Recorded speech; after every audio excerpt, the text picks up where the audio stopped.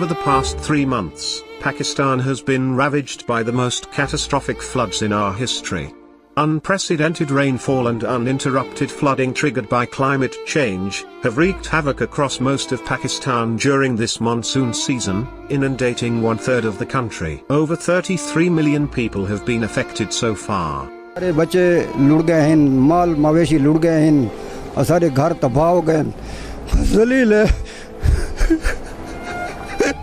बस अल्लाह पाक खैर करे, क्या करिए।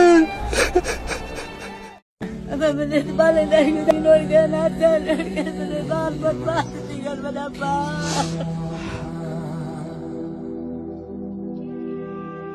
दर्द अब क्या करें हम, बताओ। खाने पीने के लिए चीजें नहीं है, हम क्या करें। राशन नहीं है, पानी नहीं है पीने के लिए, टेंटे नहीं है, हम सूद में मर रहे हैं। आप बताओ हम क्या करें, बताओ। More than 1,300 persons have died, including 400 children. Over 12,000 people have been injured. Millions of people have been displaced. Nearly 2 million homes have been destroyed. The majority of the people affected are deprived of basic health facilities and medicines. Around 600,000 women are expected to give birth without medical care. Crops, livestock, and communication infrastructure have been severely damaged. Sadly, the number of casualties and injuries is expected to increase. So is the damage to houses, crops, livestock, and infrastructure. The devastating carnage Pakistan has experienced is a direct consequence of climate stress. The amount of rainfall in Pakistan this year has never been witnessed before. Rainfall this monsoon season has been 170% higher than the 30-year average. Some areas have experienced 700% more rain than average. These relentless torrential rains have caused devastating flash floods, hill torrents, and urban flooding.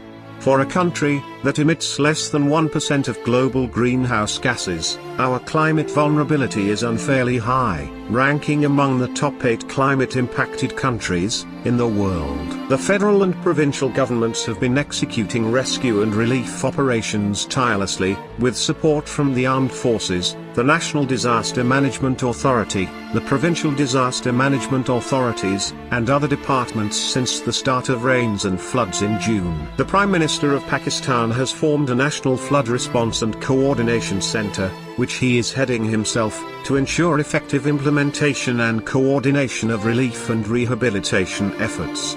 However, given the unprecedented size of the calamity, the resources currently available to the government of Pakistan are not enough. Help and assistance are arriving from friendly countries and multilateral partners.